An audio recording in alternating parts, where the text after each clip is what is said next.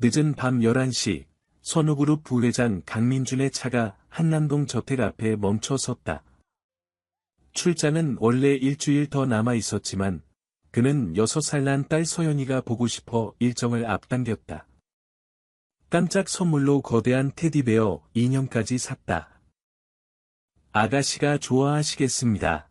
기사 김씨가 웃으며 말했다. 그러게. 일찍 자지 않았으면 좋겠는데. 민주는 가벼운 발걸음으로 현관문을 열었다. 집 안은 조용했다. 너무 조용했다. 거실의 크리스탈 샹들리에만 은은하게 빛나고 있었다. 그리고 그는 보았다. 거실 한가운데 하얀 벽을 향해 꼿꼿이 서 있는 작은 실루엣. 맨발이었다. 차갑게 빛나는 이탈리아산 대리석 바닥 위에서 작은 발이 파랗게 질려 있었다. 아이의 어깨가 미세하게 떨리고 있었다. 서연아. 민준의 목소리는 떨렸다. 테디베어가 바닥에 떨어졌다. 소파에서 여자가 천천히 일어났다. 그의 아내, 한지우였다. 완벽하게 세팅된 웨이브 헤어, 샤넬 트위드 재킷, 까르띠에 목걸이. 흠 잡을 데 없는 외모였지만 그 눈빛만큼은 겨울 한강처럼 차갑고 어두웠다. 어머, 여보, 지우의 목소리는 꿀처럼 부드러웠지만 체온이 느껴지지 않았다. 예정보다 일찍 오셨네요. 연락을 주시지. 뭐 하는 거요? 민준이 딸에게 다가가려 했다. 지우가 앞을 가로막았다. 에르메스 향수 냄새가 코를 찔렀다. 서연이가 오늘 또 말썽을 피웠어요. 저녁 식사 때 국을 쏟았거든요. 벌써 3번째예요. 그래서 반성 시간을 주는 중이에요. 국을 쏟았다고 이렇게 민준의 목소리가 높아졌다. 훈육이에요, 여보. 아이는 규칙을 배워야 해요. 지우가 와인 잔을 들어 한 모금 마셨다. 서연아, 아빠한테 인사는? 작은 목소리가 떨리며 나왔다. 안녕하세요. 아빠. 민주는 더 이상 참을 수 없었다. 지우를 밀치고 딸에게 달려갔다. 서연이를 안아 올리는 순간 그의 가슴이 미어졌다. 아이의 몸이 얼음장처럼 차갑고 작은 몸이 새끼 고양이처럼 떨리고 있었다. 뺨에는 눈물 자국이 말라붙어 있었다. 얼마나 오래 세워뒀어요? 민준이 날카롭게 물었다. 1시간쯤? 아니면 2시간? 잘 모르겠네요. 충분히 반성할 때까지예요. 미쳤어요. 민준의 목소리가 떨렸다. 분노 때문이었다. 6살짜리를 2시간이나? 과잉보호는 아이를 망쳐요. 지우가 태연하게 소파에 다시 앉았다. 당신은 늘 일 때문에 집에 없잖아요. 육아가 얼마나 힘든지 몰라서 그래요. 민주는 대답하지 않았다. 그저 떨고 있는 딸을 꼭 안고 계단을 올라갔다. 뒤에서 와인 잔이 테이블에 내려앉는 소리가 들렸다. 그리고 지우의 차가운 웃음소리. 서연이의 방은 분홍색과 하얀색으로 꾸며진 공주의 성 같았다. 하지만 그 화려함 속에는 따뜻함이 없었다. 민주는 딸을 침대에 눕히고 담요를 덮어주었다. 아빠, 서연이가 작은 손으로 그의 손가락을 잡았다. 미안해요. 제가 조심했어야 했는데. 아니야, 서연아, 민준이 딸의 머리를 쓰다듬었다. 아빠가 미안해. 아빠가 더 자주 집에 있어야 했는데. 아빠는 안 미워해요. 서연이의 큰 눈망울에 눈물이 고였다. 왜 아빠가 우리 공주를 미워해? 세상에서 가장 사랑하는데. 서연이가 작게 웃었다. 그 웃음에 얼마나 많은 외로움이 담겨 있는지 민주는 뼈저리게 느꼈다. 자, 이제 자자. 아빠가 옆에 있을게. 정말요? 안 가요? 안 가, 아침까지 여기 있을게. 소연이는 아빠의 품에 안겨 곧 잠들었다. 하지만 잠결에도 가끔씩 움찔하며 악몽을 꾸는 듯했다. 민주는 잠들지 않고 딸을 지켜봤다. 새벽 2시쯤 민주는 조심스럽게 잠든 딸 옆에서 일어났다. 복도로 나오자 1층에서 불빛이 새어나왔다. 지우가 아직 안 잔 모양이었다. 민주는 계단을 내려가지 않고 집 안을 둘러봤다. 20년 가까이 일해온 가정부 박 여사의 방으로 갔다. 문을 노크하자 잠옷 차림의 박 여사가 나왔다. 도련님? 이 시간에 무슨 일이세요? 박 여사, 조용히 얘기 좀 할 수 있을까요? 둘은 복도 끝 작은 거실로 이동했다. 민주는 직설적으로 물었다. 소연이가 자주 저렇게 벌을 받나요? 박 여사의 얼굴이 굳어졌다. 그녀는 잠시 망설이다가 고개를 끄덕였다. 말씀드려야 하나 말아야 하나 고민했어요, 도련님. 하지만 박 여사의 목소리가 떨렸다. 거의 매일이에요. 아침에 늦게 일어나면, 밥을 조금이라도 흘리면, 소리를 내면, 심지어 웃기만 해도. 웃기만 해도? 네, 마님께서 시끄럽다고 하시면서요. 민준의 주먹이 떨렸다. 왜 진작 말씀하지 않으셨어요? 전화라도 하시지. 하려고 했어요. 정말 여러 번 시도했어요. 박 여사가 눈물을 닦았다. 하지만 마님께서 도련님 비서실에 연락해서 차단하셨어요. 그리고 저더러 말하면 해고하겠다고. 도련님, 저는 이 집에서 20년을 일했지만 이번만큼 무서웠던 적이 없었어요. 무섭다니요? 마님 눈빛이요. 서연 아가씨를 보실 때 미움이에요. 순수한 미움, 박 여사가 손수건으로 입을 가렸다. 어떻게 그렇게 어린아이를 미워할 수 있는지. 민주는 깊은 한숨을 쉬었다. 알겠습니다. 이제부터는 제가 지킬게요. 박 여사도 편하게 말씀하세요.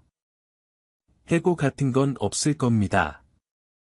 도련님, 박 여사가 그의 손을 잡았다. 조심하세요.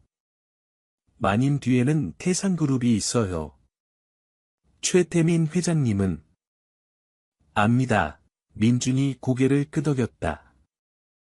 하지만 제 딸이 더 중요합니다. 다음 날 아침, 민준은 일찍 일어나 소연이와 함께 아침을 먹었다. 박 여사가 정성스럽게 준비한 미역국, 계란말이, 그리고 소연이가 좋아하는 딸기가 있었다. 맛있어? 민준이 물었다. 네, 소연이가 환하게 웃었다. 그 웃음이 얼마나 오랜만인지. 지우는 10시가 되어서야 내려왔다. 완벽한 메이크업에 명품 원피스를 입고 있었다. 어머, 벌써 아침을 드셨네요. 그녀가 커피를 따르며 말했다. 소연아, 인사는? 안녕하세요, 엄마. 소연이의 목소리가 다시 작아졌다. 오늘 회사 안 가세요? 지우가 민준에게 물었다. 당분간 재택으로 할 생각이에요. 그래요? 갑자기? 소연이랑 더 많은 시간을 보내고 싶어서요. 민준이 딸의 머리를 쓰다듬었다. 지우의 눈빛이 차갑게 변했다. 하지만 곧 미소를 지었다. 좋은 아버지시네요. 그날 오후, 민주는 소연이와 함께 거실에서 놀고 있었다. 레고를 가지고 성을 쌓는 중이었다. 소연이는 처음에는 조심스러워했지만 점점 마음을 열고 즐거워했다. 아빠, 이거 봐요. 제가 만든 성이에요. 우와, 우리 소연이 건축가 되겠는데? 바로 그때였다. 지우가 거실로 들어왔다. 그녀의 손에는 서류 봉투가 들려 있었다. 여보, 잠깐 얘기 좀 할까요? 지금요? 네, 중요한 일이에요. 민주는 소연이에게 아빠 잠깐만 다녀올게 라고 말하고 지우를 따라 서재로 갔다. 서재 문이 닫히자마자 지우가 서류를 책상에 던졌다. 뭐예요? 이게? 학교 전학 서류예요. 전학? 소연이를 어디로 전학시킨다는 거예요? 기숙학교요. 스위스에 있는 국제학교예요. 최고의 교육을 받을 수 있어요. 민주는 믿을 수 없다는 표정으로 지우를 봤다. 6살짜리를 외국 기숙학교에 보내자고요? 좋은 기회예요. 이런 학교는 대기자 명단이 수백 명인데 우리 아버지가 자리를 구해주셨어요. 당신 아버지가 민준의 목소리가 차갑게 변했다. 최태민 회장이 네, 소연이의 미래를 위해서예요. 아니면 소연이를 집에서 내보내고 싶어서겠죠. 지우의 얼굴이 굳었다. 무슨 말씀이세요? 박 여사한테 다 들었어요. 당신이 소연이한테 어떻게 하는지. 박 여사가 지우의 눈이 가늘어졌다. 그 여자가 당신한테 뭐라고 한 거예요? 사실을 말했죠. 당신이 내 딸을 학대하고 있다는 사실. 학대. 지우가 비웃었다. 훈육이에요, 여보. 제대로 된 교육이에요. 벽 앞에 2시간씩 세워놓는 게 교육이에요? 그 정도는 아무것도 아니에요. 제가 어렸을 때는 더 심했어요. 그래서 당신도 똑같이 하는 거예요? 당신이 받은 학대를 내 딸한테 되풀이하는 거예요? 지우의 뺨이 빨개졌다. 감히 나를 학대자라고 불러요? 그럼 뭐라고 불러야 해요? 순간 지우의 손이 움직였다. 따귀가 날아왔다. 하지만 민준이 그녀의 손목을 잡았다. 다시는 그러지 마세요. 나한테도, 서연이한테도. 손 놔요. 지우가 소리쳤다. 전학은 없어요. 서연이는 여기 있을 거예요. 내 곁에. 민주는 지우의 손목을 놓고 서재를 나갔다. 뒤에서 무언가 깨지는 소리가 들렸다. 아마 꽃병이었을 것이다. 거실로 돌아오자 서연이가 레고 성을 다 완성해놓고 있었다. 하지만 그 얼굴에는 근심이 가득했다. 아빠. 엄마가 화났어요? 괜찮아, 공주. 아빠가 다 해결할게. 저 때문에 싸운 거예요? 민주는 딸을 안아 올렸다. 아니야. 절대 내 잘못이 아니야. 알지? 소연이가 고개를 끄덕였다. 하지만 그 눈빛에는 여전히 죄책감이 어려 있었다. 그날 밤, 민주는 잠들지 못하고 뒤척였다. 옆에서 지우는 등을 돌리고 자고 있었다. 아니, 자는 척하고 있었다. 그녀의 호흡이 불규칙했다. 새벽 3시, 민주는 조심스럽게 침대에서 일어났다. 복도를 걸어 소연이의 방으로 갔다. 문을 살짝 열고 들여다보니 딸이 평화롭게 자고 있었다. 적어도 잠결에서만큼은 편안해 보였다. 민주는 소연이의 방으로 들어가 책상 앞에 앉았다. 책상 위에는 크레용과 색연필, 그리고 그림들이 있었다. 그림 하나하나를 보는데 가슴이 아팠다. 한 그림에는 벽 앞에 서 있는 작은 여자아이가 그려져 있었다. 뒤에는 큰 여자가 팔짱을 끼고 서 있었다. 그 여자의 입에서 빨간 선이 나와 있었다. 화난 말을 하는 것처럼. 또 다른 그림에는 세 사람이 있었다. 남자, 여자, 그리고 작은 아이. 하지만 여자는 검은색으로 칠해져 있었고, 남자와 아이는 멀리 떨어져 있었다. 위에는 서툰 글씨로 아빠 보고 싶어요라고 적혀 있었다. 민주는 그림들을 보다가 책상 서랍을 열었다. 공책, 색연필, 스티커. 그리고 서랍맨 아래 깊숙한 곳에서 작은 공책 하나를 발견했다.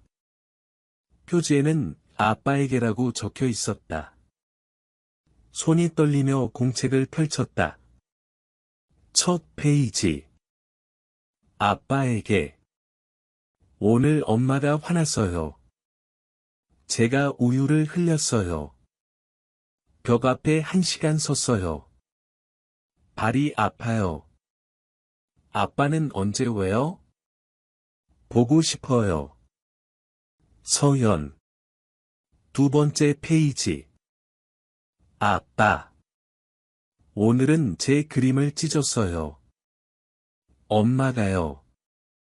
제가 엄마 예뻐요라고 쓴 그림인데도 찢었어요. 왜 그러는지 모르겠어요. 제가 뭘 잘못했어요? 서연. 세 번째 페이지. 아빠, 무서워요. 오늘 엄마가 저한테 내가 없었으면 좋겠다고 했어요. 저는 어디로 가야 해요? 아빠한테 가고 싶어요. 제발 빨리 와주세요. 서연. 페이지를 넘길수록 민준의 눈에서 눈물이 흘러내렸다. 12페이지. 12번의 도움 요청. 12번의 외로움. 마지막 페이지에는 이렇게 적혀 있었다. 아빠. 이제는 편지 쓰는 것도 포기할래요. 어차피 아빠는 못 볼 테니까요. 박여사 아줌마가 이 공책을 숨겨주기로 했어요. 엄마가 찾으면 또 혼날 테니까요. 아빠, 사랑해요. 서연이가. 민주는 공책을 가슴에 꼭 안았다. 온몸이 떨렸다. 분노와 슬픔과 죄책감이 뒤섞였다. 내가 몰랐다. 이렇게 힘들어하는 걸 몰랐다. 어떻게 아버지라고 할 수 있나? 어떻게? 한참을 그렇게 앉아 있다가 민주는 공책을 조심스럽게 다시 서랍 속에 넣었다. 서연이가 아빠가 읽은 걸 알면 부담스러워할 것 같았다. 방을 나와 복도를 걷는데 아래층에서 불빛이 보였다.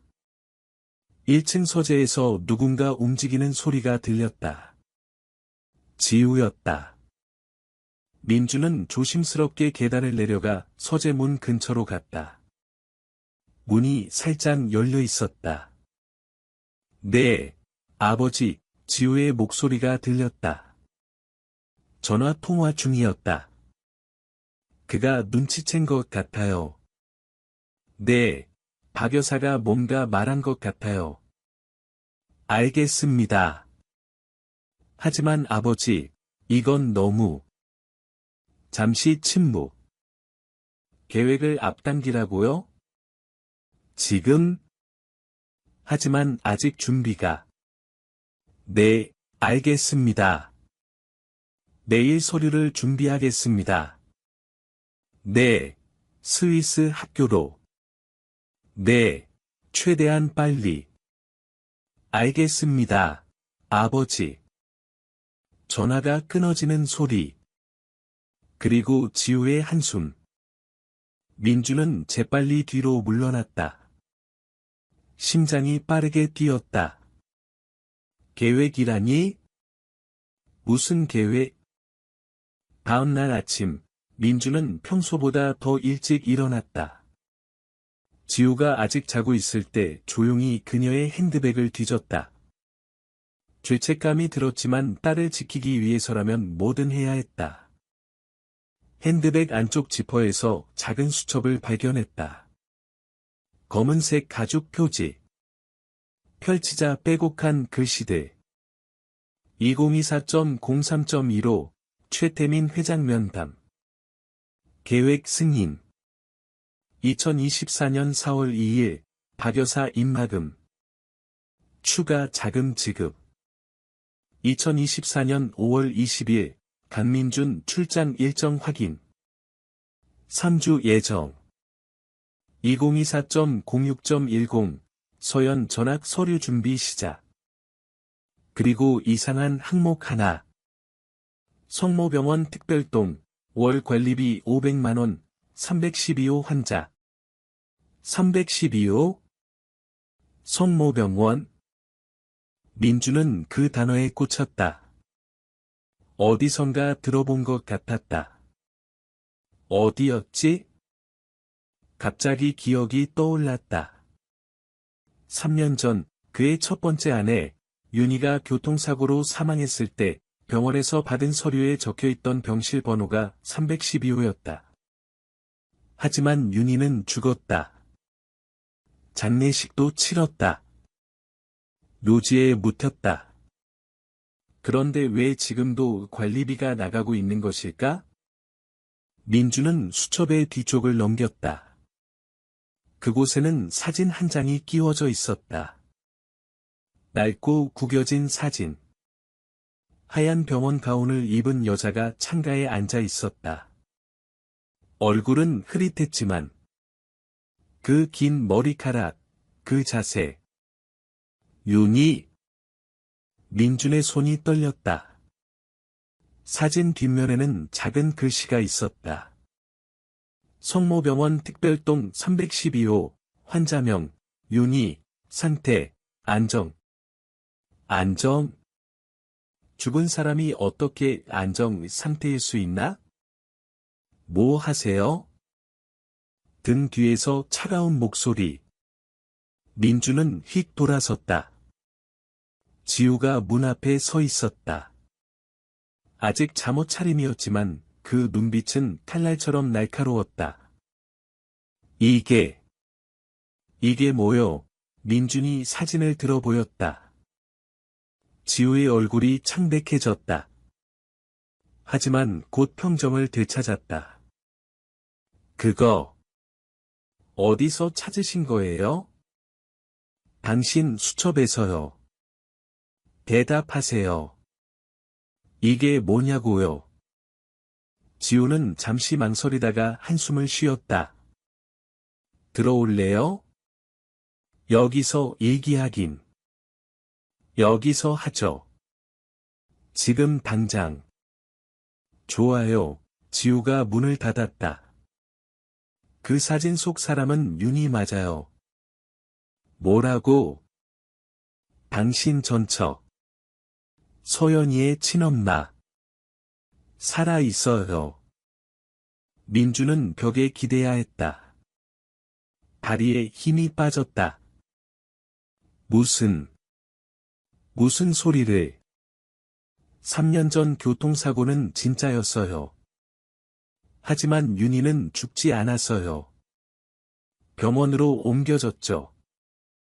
그리고 지우가 입술을 깨물었다.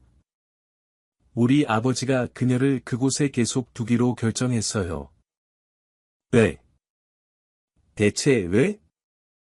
윤희가 알면 안 되는 걸 알았으니까요. 지우의 목소리가 낮아졌다.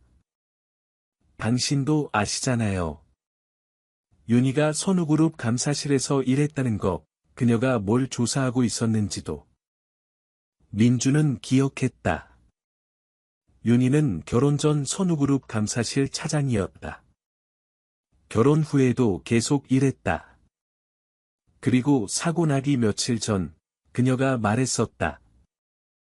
여보, 회사에서 이상한 거래를 발견했어요. 태산그룹과의. 그 대화를 끝내지 못했다. 그 다음날 사고가 났으니까. 태산그룹과 선우그룹 사이의 비자금 거래, 민준이 중얼거렸다.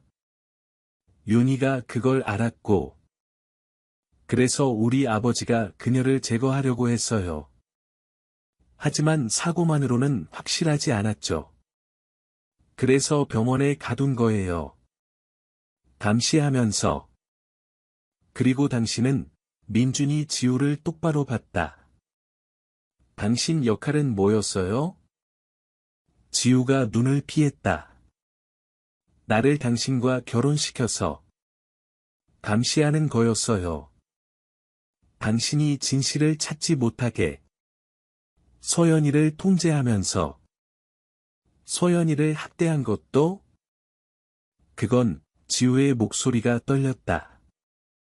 그건 명령이 아니었어요. 나의 개인적인 뭐요? 질투예요. 지우가 소리쳤다. 당신이 나를 사랑한 적 없잖아요. 항상 윤희만 생각했어요. 결혼하고 3년이 지났는데도 당신 눈에는 나 대신 윤희가 보였어요. 그리고 소연이는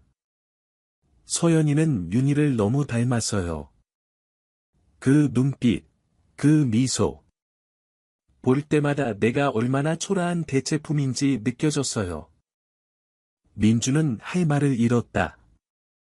미안해요. 지우가 고개를 숙였다. 정말 미안해요. 하지만 이제 다 끝났어요. 당신이 알았으니까. 윤희는 어디 있어요? 성모병원 특별동. 서울 외곽에 있어요. 하지만 지우가 민준의 손을 잡았다. 가지 마세요. 제발. 왜요? 위험해요. 우리 아버지 사람들이 지키고 있어요. 당신이 나타나면 지우의 눈에 진짜 두려움이 보였다. 죽일 수도 있어요. 민주는 지우의 손을 뿌리쳤다. 내 아내를 찾으러 가는데 누가 맞겠어요? 당신 전처예요. 이제 나랑 결혼했잖아요. 강요된 결혼이었죠. 민준이 차갑게 말했다. 사랑도 없이. 거짓말만 있었어요. 지우는 울음을 터뜨렸다. 하지만 민주는 돌아보지 않고 방을 나갔다. 민주는 곧바로 친구이자 변호사인 정우진에게 전화했다. 여보세요? 우진아, 나야. 민준아? 무슨 일이야? 목소리가. 지금 만날 수 있어? 급한 일이야. 지금? 아침 7시인데. 제발. 우진아. 우진은 민준의 목소리에서 절박함을 느꼈다. 알겠어. 사무실로 와. 1시간 후, 민준은 우진의 법무법인 사무실에 앉아 있었다. 커피를 한 모금도 마시지 않은 채. 그래서 우진이 조심스럽게 물었다. 무슨 일인데? 민준은 모든 것을 털어놓았다. 소연이에 대한 학대, 지우와 최태민의 음모, 그리고 윤희가 살아있다는 사실. 우진은 듣는 내내 표정이 점점 굳어갔다. 민준아, 우진이 깊은 한숨을 쉬었다. 이건 상상 이상으로 심각해. 아다. 그래서 내 도움이 필요해. 성모병원 특별동에 대해 조사해볼게. 하지만 민준아, 태산그룹을 상대한다는 게 어떤 의미인지 알아? 최태민 회장은 이 나라에서 손꼽히는 재벌이야. 정치인들, 검찰, 경찰. 다 그의 손아귀에 있어. 그래도 해야 해. 윤희를 구해야 해. 그리고 소연이를 지켜야 해. 우진은 잠시 생각하더니 고개를 끄덕였다. 알겠어. 하지만 조심해야 해. 증거를 확보하기 전까지는 함부로 움직이면 안 돼. 얼마나 걸릴까? 일주일. 아니, 최대한 빨리 해볼게. 민주는 우진의 손을 꽉 잡았다. 고마워. 집으로 돌아오자 서연이가 거실에서 혼자 놀고 있었다. 지우는 보이지 않았다. 박 여사가 주방에서 나와 작은 목소리로 말했다. 도련님, 마님께서 아침 일찍 나가셨어요. 친정에 간다고 하시더라고요. 그래요. 민주는 예상했다는 듯 고개를 끄덕였다. 서연이는? 아침 드셨어요. 지금 그림 그리고 계세요. 민주는 딸에게 다가갔다. 서연아, 뭐 그려? 아빠, 서연이가 환하게 웃으며 그림을 보여줬다. 가족이요. 아빠, 그리고. 그림에는 세 사람이 있었다. 민준, 서연이, 그리고 한 여자.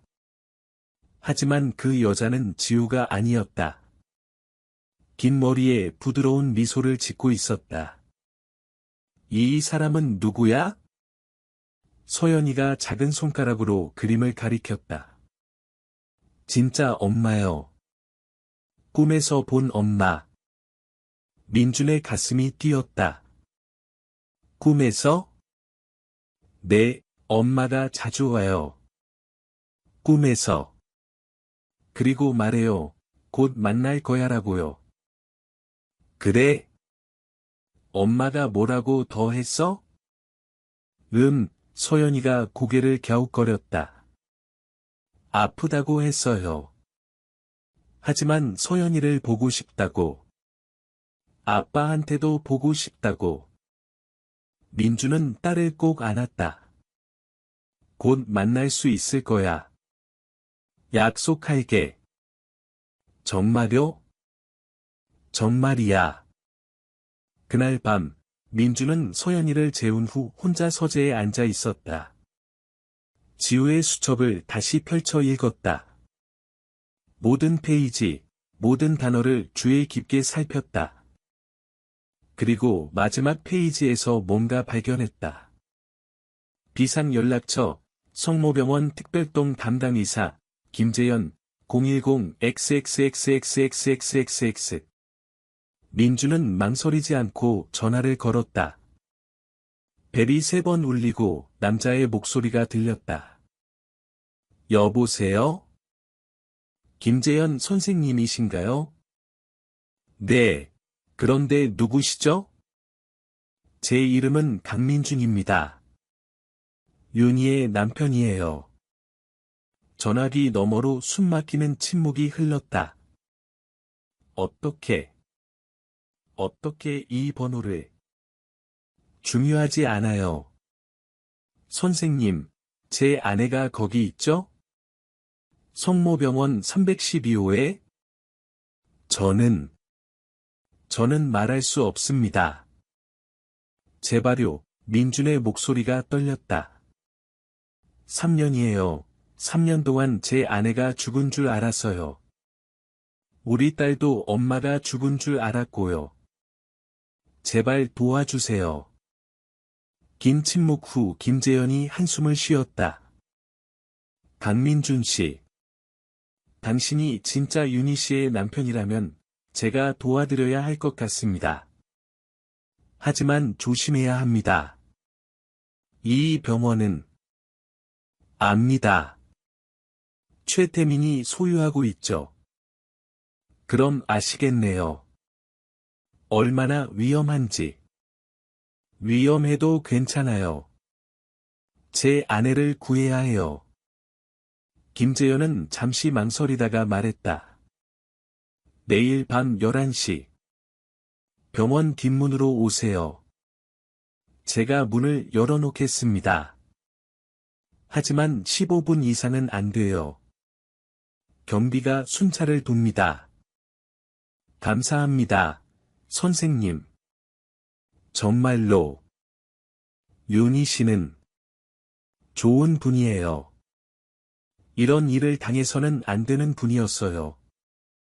전화가 끊어졌다. 민주는 주먹을 꽉 쥐었다.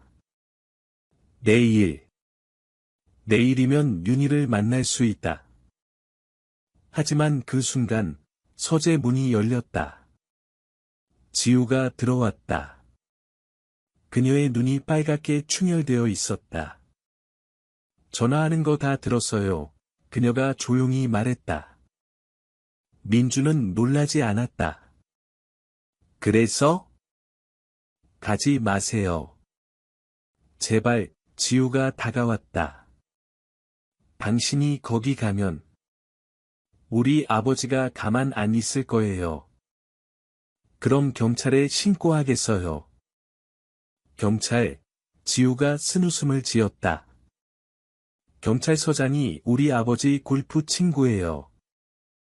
검사장도 마찬가지고요. 그럼 언론에. 언론사 사장들도요. 민주는 좌절감을 느꼈다. 하지만 포기할 수 없었다. 그래도 갈 거예요. 왜요? 왜 이렇게까지 해요? 지우의 목소리에 울음이 섞였다. 윤희는 이미 3년 동안 거기 있었어요. 아마 정신도 온전하지 않을 거예요. 당신을 기억하지도 못할 수도 있어요. 그래도 내 아내예요. 서연이의 엄마고요. 나는요. 지우가 소리쳤다. 나는 뭐예요? 3년 동안 당신 옆에 있었는데. 당신을 사랑했는데. 사랑. 민준이 그녀를 봤다. 당신이 한 게 사랑인가요? 거짓말하고, 감시하고, 내 딸을 학대한 게? 지우는 대답하지 못했다. 그저 바닥에 주저앉아 울기만 했다. 민주는 그녀를 지나쳐 방을 나갔다. 다음 날은 길고 긴 하루였다. 민주는 서연이와 시간을 보내면서도 계속 시계를 봤다. 밤 11시. 그때가 되면 모든 게 달라질 것이다. 저녁 8시. 서연이를 재우고 민주는 검은색 옷으로 갈아입었다. 배낭에 필요한 것들을 챙겼다. 손전등, 물, 그리고 윤희가 좋아하던 향수. 어디 가세요? 등 뒤에서 박 여사의 목소리. 민주는 돌아섰다. 박 여사. 윤희 마님을 찾으러 가시는 거죠? 박 여사의 눈에 눈물이 고였다. 저도 알고 있었어요. 아니, 짐작했어요. 마님이 돌아가셨다는 게 이상했거든요. 그렇게 건강하셨는데. 박 여사, 혹시 제가 돌아오지 못하면. 그런 말씀 마세요. 박 여사가 민준의 손을 잡았다. 꼭 돌아오세요. 서연 아가씨가 기다리고 있어요. 그리고 윤희 마님도 데려오세요. 그럴게요. 민주는 조용히 집을 빠져나갔다. 차를 몰고 성모병원을 향해 달렸다. 서울 외곽으로 갈수록 도로는 한적해졌다. 밤 10시 30분, 병원 근처 산속에 차를 세웠다. 나머지는 걸어가야 했다. 손전등을 켜고 산길을 올랐다. 밤 10시 50분, 병원이 보였다. 높은 담장으로 둘러싸인 현대식 건물. 하지만 불빛은 거의 없었다. 특별동은 따로 떨어져 있었다. 민주는 담장을 따라 걸었다. 뒷문을 찾았다. 문이 살짝 열려 있었다. 김재현 선생님이 약속을 지킨 것이다. 조심스럽게 안으로 들어갔다. 복도는 텅 비어 있었다. 비상등만 깜빡이고 있었다. 복도 끝에 계단이 있었다. 3층으로 올라갔다. 312호, 여기다. 민주는 문 앞에 섰다. 손이 떨렸다. 심호흡을 하고 문 손잡이를 잡았다. 천천히 문을 열었다. 방 안은 어두웠다. 달빛이 창문으로 들어왔다. 침대에 누군가 누워 있었다. 윤이야. 여자가 천천히 일어나 앉았다. 민준을 봤다. 그리고 당신이 3년의 세월이 흘렀지만 그 얼굴은 잊을 수 없었다. 여위고 창백했지만 분명 윤이었다. 나야. 민준이야. 윤희의 눈에서 눈물이 쏟아졌다. 꿈이야? 또 꿈인 거야? 제발 사라지지 마. 민주는 침대로 달려가 그녀를 안았다. 꿈이 아니야. 진짜야. 진짜 내가 왔어. 윤희는 민준의 품에 안겨 흐느꼈다. 3년간의 두려움, 외로움, 절망이 눈물로 쏟아졌다. 서연이는, 우리 딸은 건강해. 너를 기다리고 있어. 매일 밤 꿈에서 너를 본대. 정말, 윤희가 민준의 얼굴을 만졌다. 확인하듯이. 정말 당신이야? 그래. 정말 나야. 그리고 이제 널 데리고 갈 거야. 하지만 바로 그때, 복도에서 발소리가 들렸다. 여러 명이었다. 이런, 민준이 중얼거렸다. 문이 벌컥 열렸다. 검은 양복을 입은 남자들이 들어섰다. 그리고 그들 뒤에 최태민 회장이 서 있었다. 사위, 최태민이 차가운 미소를 지었다. 이렇게 밤중에 찾아올 줄은 몰랐네 그려. 민주는 본능적으로 윤희를 자신의 뒤로 숨겼다. 최태민 회장은 천천히 방 안으로 들어왔다. 고가의 정장, 빛나는 구두, 그리고 절대 권력자의 여유로운 걸음걸이. 장인어른, 민준의 목소리는 차가웠다. 비켜주세요. 비켜주다니, 최태민이 웃었다. 하지만 그 웃음에는 온기가 없었다. 여기는 내 병원이고, 자네는 무단 침입자야. 내가 왜 비켜줘야 하지? 이 사람을 불법으로 감금한 게 당신 아니요?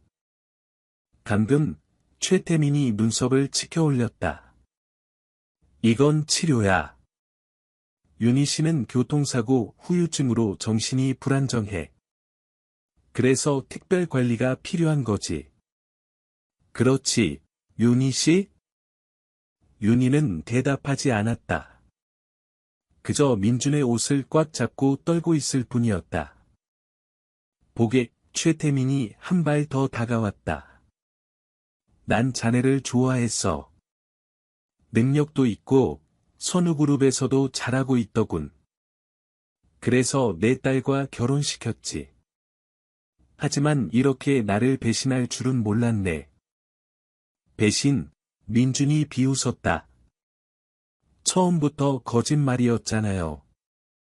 윤희가 죽었다는 것도, 지호와의 결혼도, 모든 게 당신의 계획이었어요. 그래, 최태민이 태연하게 인정했다. 그게 뭐 어떤가? 비즈니스야. 윤희 씨가 우리 거래에 대해 너무 많이 알았어. 그래서 조용히 처리한 거지. 처리, 민준의 주먹이 떨렸다. 사람을 처리한다고요? 감정적으로 굴지 말게, 최태민이 손을 흔들었다. 자네도 재벌가에서 자랐잖아. 이 세계가 어떻게 돌아가는지 알잖아. 때로는 희생이 필요해. 더 큰 이익을 위해서. 당신의 이익을 위해서죠. 그렇지, 최태민이 미소 지었다. 그리고 자네 이익도. 선우그룹이 태산그룹과의 거래로 얼마나 벌었는지 알아? 수천억이야. 그 돈으로 자네 회사가 2배로 성장했어. 자네도 공범이야, 강민준. 민준은 할 말을 잃었다. 그 말이 맞았다. 그는 몰랐지만 그의 회사는 그 불법 거래로 성장했다. 이제 알겠나? 최태민이 부드럽게 말했다. 우리는 한 배를 탄 거야. 그러니 이 여자는 잊고 집으로 돌아가게. 지호와 서연이가 기다리고 있어. 안 됩니다. 민준이 고개를 저었다. 윤희를 데리고 갈 겁니다. 최태민의 얼굴이 굳어졌다. 자네, 내 말을 거부하는 건가? 그렇습니다. 최태민이 손가락으로 턱을 쓸었다. 그럼 어쩔 수 없지. 그가 고개를 끄덕이자 양복 남자들이 움직였다. 3명이 민준에게 다가왔다. 윤희, 내 뒤에 있어. 민준이 주먹을 쥐었다. 첫 번째 남자가 달려들었다. 민준은 옆으로 피하며 그의 팔을 잡아 비틀었다. 남자가 비명을 지르며 쓰러졌다. 하지만 나머지 둘이 동시에 달려들었다. 민준은 한 명의 주먹을 막았지만 다른 한 명에게 옆구리를 맞았다. 숨이 막혔다. 비틀거렸지만 넘어지지 않았다. 저항하지 말게, 최태민이 차분하게 말했다. 더 다치기 전에. 민준은 대답 대신 또 한 명을 주먹으로 가격했다. 남자가 코피를 흘리며 뒤로 물러났다. 하지만 3번째 남자가 뒤에서 민준의 팔을 잡았다. 놔! 민준이 몸부림쳤다. 바로 그때였다. 경찰이다. 모두 엎드려. 복도에서 함성이 터졌다. 사이렌 소리와 함께 제복을 입은 경찰관들이 몰려들어왔다. 총을 겨누고 있었다. 손 들어. 지금 당장. 양복 남자들이 당황하며 손을 들었다. 최태민의 얼굴이 처음으로 굳어졌다. 이게 무슨... 경찰관들 사이에서 한 사람이 앞으로 나왔다. 정우진이었다. 민준아, 괜찮아? 우진, 민준이 믿을 수 없다는 표정으로 물었다. 어떻게? 김재현 선생님이 연락했어. 내가 위험할 것 같다고. 그래서 서둘러 경찰을 동원했지.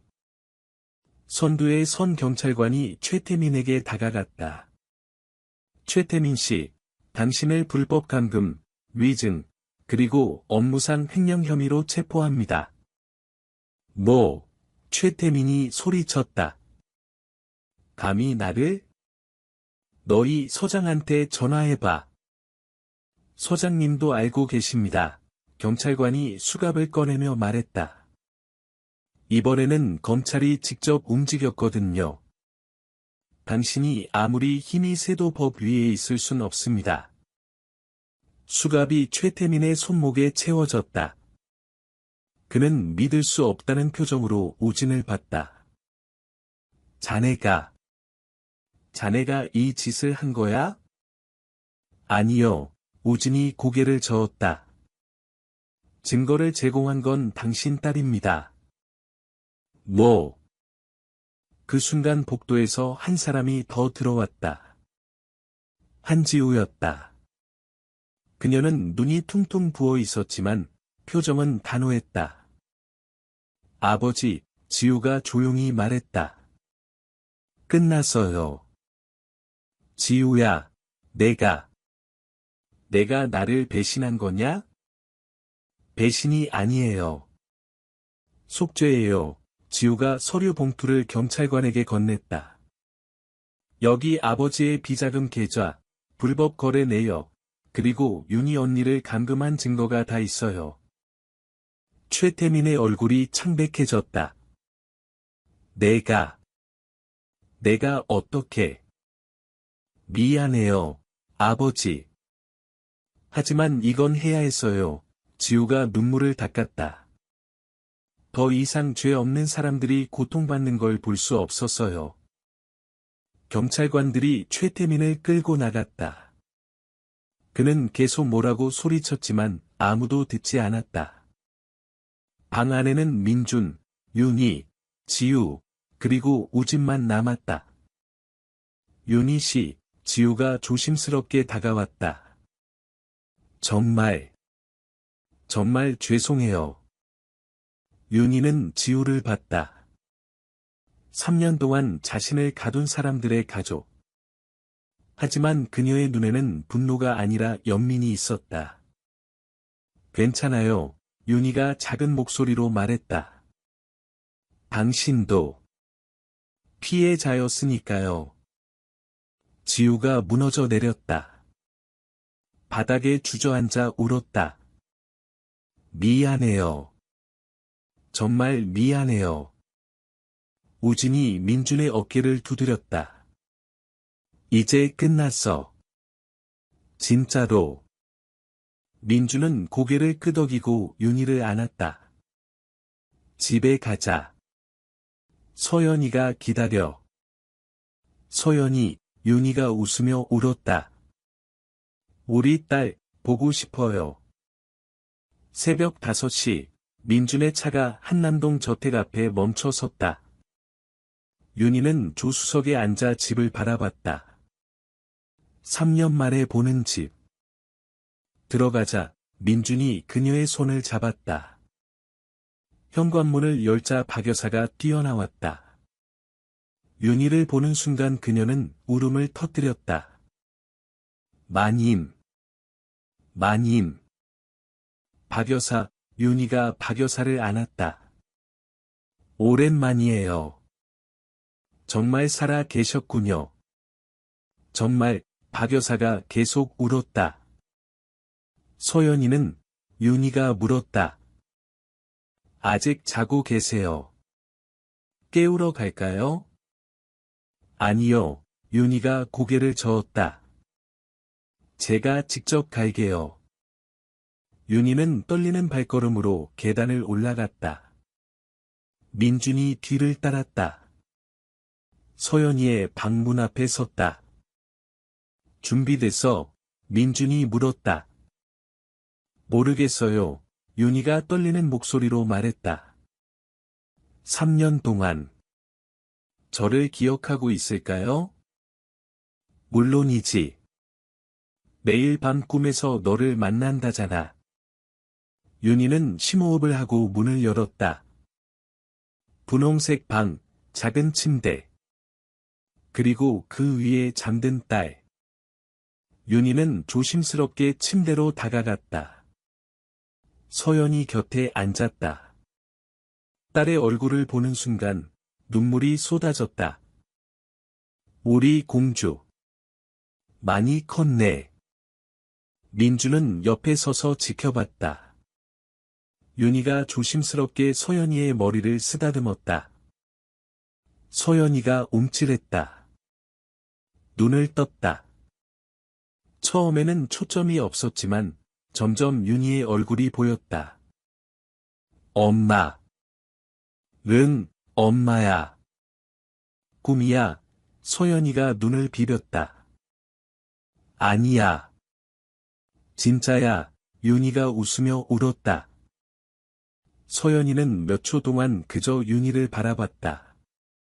그리고 갑자기 일어나 엄마 품에 안겼다. 엄마. 그래, 우리 공주. 엄마 왔어. 모녀는 한동안 그렇게 안고 울었다. 민준도 울었다. 박 여사도 문 밖에서 울었다. 3년 만에 재회. 아침 햇살이 창문으로 들어왔다. 따뜻한 빛이 세 사람을 감쌌다. 엄마, 이제 안 가요? 소연이가 물었다. 응, 절대 안 가. 영원히 함께 있을 거야. 약속해요? 약속해. 윤희가 새끼손가락을 내밀었다. 소연이도 새끼손가락을 걸었다. 도장. 민준이 두 사람을 안았다. 우리 모두 함께 있을 거야. 그날 아침 식사는 특별했다. 박 여사가 정성껏 준비한 미역국, 불고기, 계란말이, 그리고 과일들. 엄마, 이거 먹어봐요. 소연이가 딸기를 엄마 입에 넣어줬다. 맛있다. 우리 소연이가 먹여줘서 더 맛있네. 민주는 그 모습을 보며 미소 지었다. 이게 행복이구나. 이렇게 평범한 순간이 얼마나 소중한지. 오후에 우진이 찾아왔다. 좋은 소식을 가지고. 최태민은 구속됐어. 보석도 불어댔고. 그리고 우진이 서류를 꺼냈다. 태산그룹의 불법 행위들이 다 밝혀졌어. 주가는 폭락했고 이사회에서 최태민을 해임했대. 그럼 지우는? 민준이 물었다. 보호감호 중이야. 강요된 범행으로 제가 모은 증거들이. 윤희가 놀라 물었다. 네, 사고 나기 전에 변호사 사무실에 맡겨놓으셨잖아요. USB에. 윤희는 기억했다. 사고 나기 이틀 전, 혹시 모를 상황을 대비해 증거를 보관해뒀었다. 그게 도움이 됐나요? 도움이 된 정도가 아니에요. 우진이 웃었다. 그게 없었으면 최태민을 잡을 수 없었을 거예요. 저녁이 되었다. 민준, 윤희, 소연이는 거실에 앉아 TV를 봤다. 아니, TV는 켜져 있었지만 아무도 보지 않았다. 그저 함께 있다는 사실만으로 충분했다.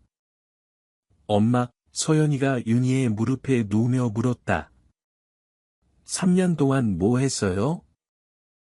윤희는 잠시 망설였다. 어떻게 설명해야 할까? 하지만 민준이 고개를 끄덕이자 윤희는 솔직하게 말하기로 했다. 엄마는 아팠어. 그래서 병원에 있었어. 많이 아팠어요? 응, 많이. 이제는 괜찮아요? 윤희가 딸을 안았다. 이제는 괜찮아. 소연이랑 아빠가 있으니까. 다행이다. 소연이가 엄마의 볼에 뽀뽀했다. 엄마 아프면 안 돼요. 그날 밤, 소연이는 부모님 침대에서 잤다. 가운데 누워서 양쪽에 엄마와 아빠가 있는 상태로. 행복해. 민준이 윤희에게 물었다. 너무. 윤희의 눈에 눈물이 고였다. 이게 꿈이 아니라는 게 아직도 믿기지 않아.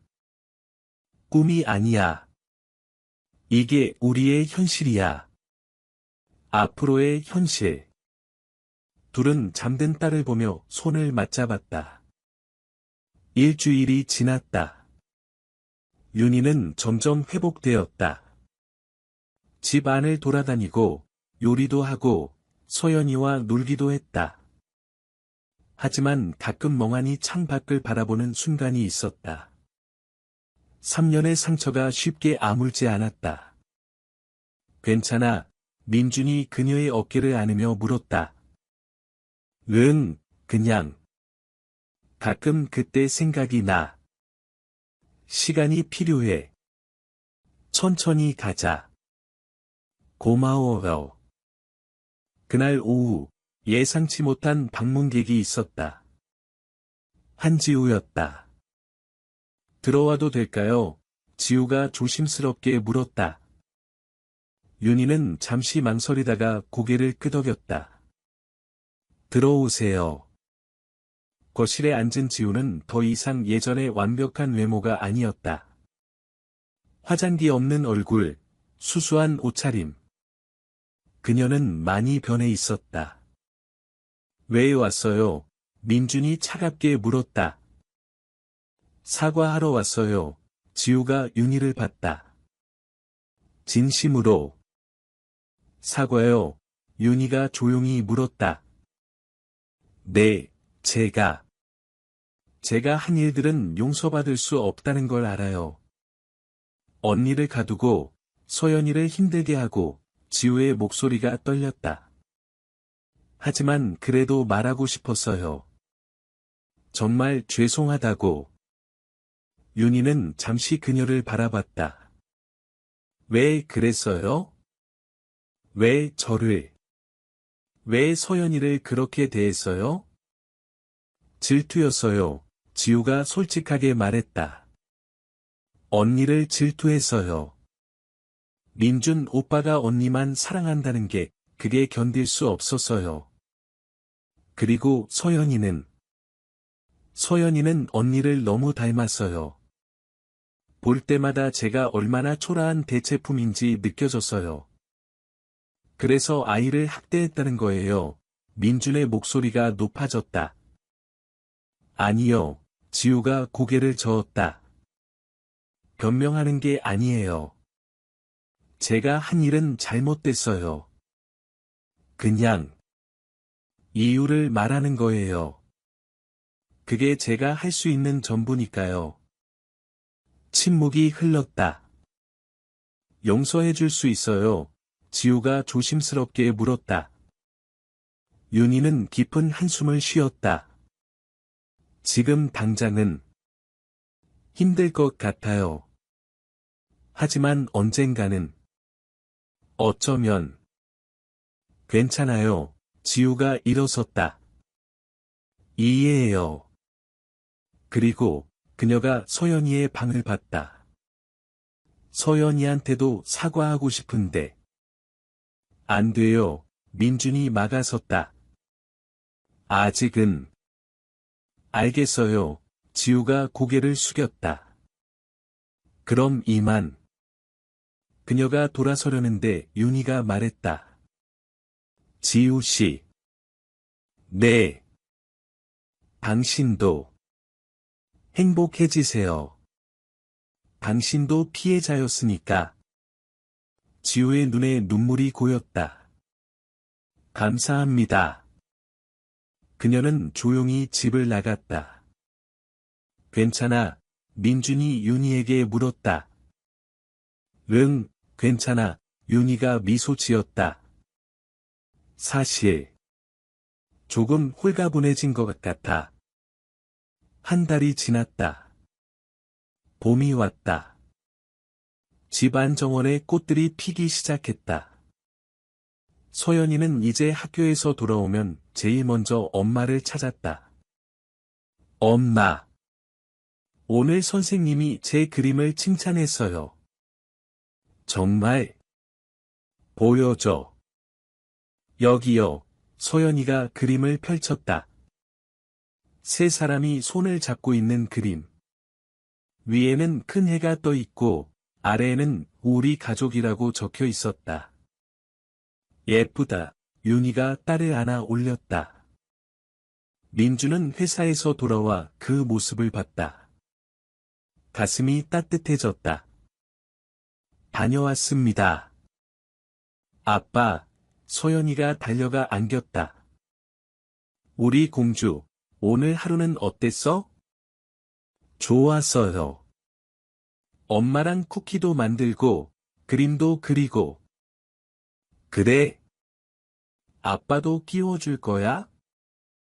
당연하죠. 저녁 식사는 행복했다. 김치찌개, 불고기, 그리고 윤희가 만든 쿠키. 대화와 웃음이 끊이지 않았다. 엄마, 매일 소풍 가는데 같이 가요. 소연이가 말했다. 그럴까? 아빠도 같이 갈까? 좋아요. 그날 밤, 소연이를 재우고 민준과 윤희는 거실에 앉았다. 행복해? 민준이 물었다. 일주일에 한 번은 꼭 묻는 질문이었다. 너무. 윤희가 그의 손을 잡았다. 가끔은 너무 행복해서 무서워. 왜? 사라질까 봐, 또 빼앗길까 봐. 민준이 그녀를 꽉 안았다. 안 사라져. 내가 지킬게. 절대로 다시는 널 놓치지 않을 거야. 약속해? 약속해. 두 사람은 오랫동안 그렇게 안고 있었다. 1년이 지났다. 강민준의 가족은 이제 완전히 평범한 삶을 살고 있었다. 아침에 일어나면 함께 아침을 먹고, 소연이는 학교에 가고, 민준은 회사에 가고, 윤희는 집에서 책을 읽거나 친구들을 만났다. 윤희는 심리 상담도 받았다. 3년간의 트라우마를 극복하기 위해. 처음에는 힘들었지만 점점 나아졌다. 오늘은 어땠어요? 민준이 상담 후 윤희를 픽업하며 물었다. 좋았어요. 선생님이 많이 회복됐다고 하셨어요. 다행이다. 당신 덕분이에요. 윤희가 그의 손을 잡았다. 당신과 소연이가 없었으면 우리도 너 덕분이야. 우리 가족이 완성됐잖아. 집에 도착하자 소연이가 뛰어나왔다. 이제 7살이 된 소연이는 더 밝아졌다. 더 이상 벽을 보고 서는 일도, 두려워하는 일도 없었다. 엄마. 아빠. 빨리 와요. 제가 케이크 만들었어요. 진짜? 윤희가 놀라며 물었다. 네. 박 여사 아줌마가 도와주셨어요. 주방에는 조금 삐뚤어진 케이크가 있었다. 하지만 그 위에는 초콜릿으로 사랑해요라고 적혀 있었다. 우와, 민준이 감탄했다. 우리 소연이 대단한데? 맛있어 보인다. 윤희가 딸을 안아 올렸다. 같이 먹어요. 세 사람은 케이크를 먹으며 웃었다. 박 여사도 함께 자리했다. 박 여사, 민준이 말했다. 정말 감사합니다. 그동안 무슨 말씀을 그렇게. 박 여사가 손을 흔들었다. 저도 행복해요. 이 가족이 이렇게 화목한 걸 보니. 저녁이 되자 전화벨이 울렸다. 우진이었다. 민준아, 좋은 소식 있어. 뭔데? 최태민 재판 끝났어. 징역 15년 선고받았어. 민준은 윤희를 봤다. 그녀도 전화를 듣고 있었다. 그래. 고마워, 우진아. 그리고 지우는 집행유예 받았어. 보호관찰 조건이지만. 알겠어. 전화를 끊고 민준은 윤희를 안았다. 이제 정말 끝났어. 응, 이제 정말. 소연이가 두 사람을 보며 물었다. 뭐가 끝났어요? 나쁜 일들. 민준이 딸을 안아 올렸다. 이제 좋은 일만 남았어. 좋은 일. 응, 행복한 일들만. 그날 밤, 세 사람은 소파에 앉아 영화를 봤다. 소연이는 양쪽 부모님 사이에 앉아 팝콘을 먹었다. 엄마, 아빠. 응. 저희 영원히 이렇게 있을 거죠? 윤희와 민준은 서로를 보고 미소 지었다. 그럼. 영원히. 영화가 끝나고 소연이가 잠들었다. 민준이 딸을 안아 침대에 눕혔다. 우리 공주 잘 자. 침실로 돌아오자 윤희가 창가에 서 있었다. 달빛이 그녀를 비췄다. 뭐 생각해? 민준이 뒤에서 안으며 물었다. 우리가. 우리가 여기까지 올 줄 몰랐어요. 나도. 가끔은 4년 전이 생각나요. 사고 나기 전, 그때도 행복했는데. 지금은 더 행복해요. 이상하죠? 그 끔찍한 일을 겪었는데. 그 일이 우리를 더 강하게 만들었으니까, 민준이 그녀를 돌려세웠다. 그리고 더 소중한 걸 깨닫게 했고. 뭐려? 가족. 사랑. 함께 한다는 것. 윤희가 그의 가슴에 기댔다. 당신과 결혼해서 다행이에요. 나도.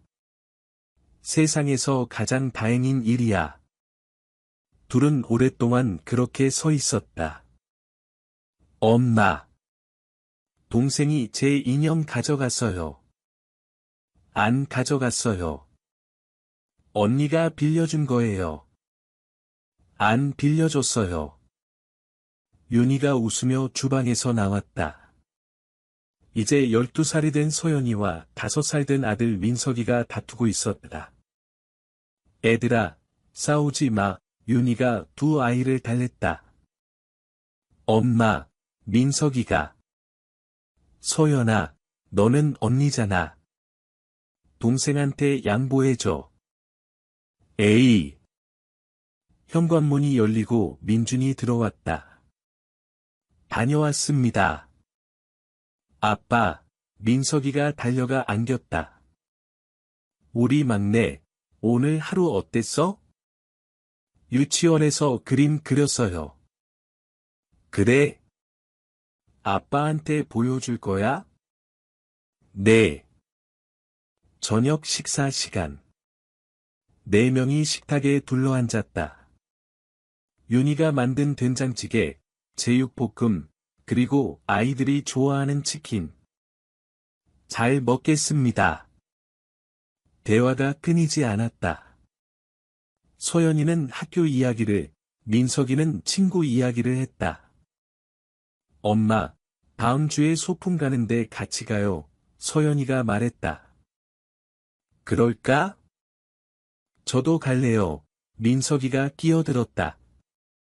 민석이는 아직 어려서 안 돼. 소연이가 말했다. 에이, 나도 가고 싶은데. 다음에 민석이 소풍 때 같이 가자. 윤희가 달랬다. 저녁 식사 후, 민준과 윤희는 아이들을 재우고 거실에 앉았다. 오늘 회사에서 이사님이 그러시더라고. 나보고 항상 행복해 보인다고 민준이 말했다. 정말 행복하니까 윤희가 웃었다. 맞아. 나도 그래. 민준 씨. 응. 우리 정말 잘 견뎌냈죠? 민준이 그녀의 손을 잡았다. 그래. 우리가 포기하지 않았으니까. 고마워요. 저를 찾아줘서. 나도 고마워. 살아줘서. 둘은 손을 맞잡고 창밖을 봤다. 서울의 야경이 반짝였다. 행복해? 민준이 물었다. 여전히 가끔 묻는 질문. 응, 너무, 윤희가 대답했다. 이제는 무섭지 않아요. 사라질까 봐 걱정하지도 않고요. 왜? 우리가 함께 이겨냈으니까. 앞으로도 함께 이겨낼 수 있을 것 같아요. 그래. 우리는 할 수 있어. 사랑해요, 민준 씨. 나도 사랑해, 윤희야. 그들의 이야기는 계속되었다. 평범하지만 소중한 하루하루. 가끔은 힘들고, 가끔은 지치지만, 항상 함께였다. 소연이는 더 이상 벽을 보고 서지 않았다. 윤희는 더 이상 병원에 갇혀 있지 않았다. 민주는 더 이상 혼자 고민하지 않았다. 그들은 가족이었다. 진짜 가족. 사랑으로 이어진 가족. 그리고 그것이 가장 중요했다.